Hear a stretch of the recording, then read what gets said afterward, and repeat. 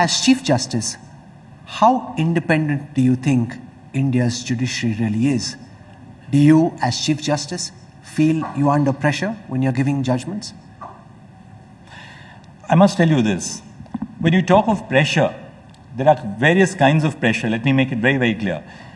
I've been a judge now. By the end of this month, I'll be a judge for 23 years. I'm the longest serving judge in the Indian judiciary. Justice Bobde, Justice Khanvilkar and I, we were appointed on the same day. Your father was the longest serving Chief Justice. Chief Justice. In my 23 years as a judge of the High Court, as the Chief Justice of the High Court, and as a judge of the Supreme Court, no one, and I hope you will trust me when I say this, no one has told me to decide a case in a particular way. No one. We are so clear in the principles which we follow. I wouldn't even talk to a colleague who is presiding over a case and ask them what's going on in that particular case. We have a cup of coffee every morning, but there are some lines which we draw for ourselves. In the High Courts, we hear appeals against decisions of colleagues because a decision of a single judge in the High Court goes to a division bench of 2 judges. We are sharing lunch, and I'm hearing an appeal against that colleague's judgment. We never share the fact that I'm sitting in judgment over that judge's judgment. That's part of our training. So there's no question if by pressure you meant a sense of pressure from the executive, from the political arm of government, absolutely no. And I hope I'm speaking for the rest of the system as well. But when you talk of pressure in the sense of pressure on the conscience, pressure on your mind, pressure on your intellect, yes, of course, I'll be a hypocrite if I say that, the cases which come up before us don't give rise to a sense of doubt, a sense of searching for the correct solution. Because particularly in the Supreme Court, you have cases which don't command of one particular solution. It's not, 1 + 1 = 2. There's more than one solution to a case which can emerge.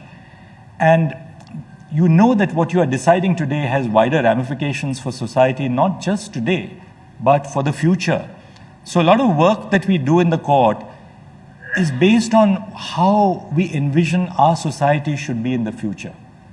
And when you are deciding something as crucial as the path which our society should take for the future, obviously the judges are going to be in a sense of introspection, a sense of reflection. I don't think I would call that pressure, but just the search for the truth and the search for the correct solution. नहीं, ये सवाल अहम है, इसलिए मैं एक बार आपसे फिर से ये सवाल पूछना चाहूँगा, क्योंकि देश भर में जो लोग इस वक्त आपको देख रहे हैं, उनके जहन में कहीं ना कहीं ये सवाल होगा कि क्या भारत के सुप्रीम कोर्ट के जजेस पे दबाव रहता है, सीधे तौर पे सरकार से दबाव रहता है कोई ना कोई फैसला देने के लिए।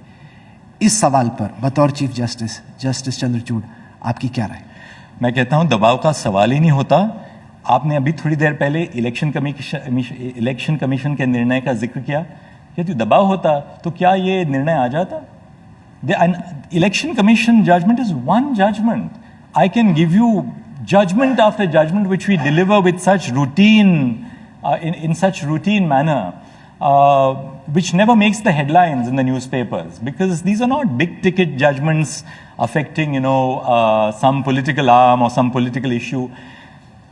The largest litigant in India today is the state, and most of our judgments deal with involvement of the state and its instrumentalities.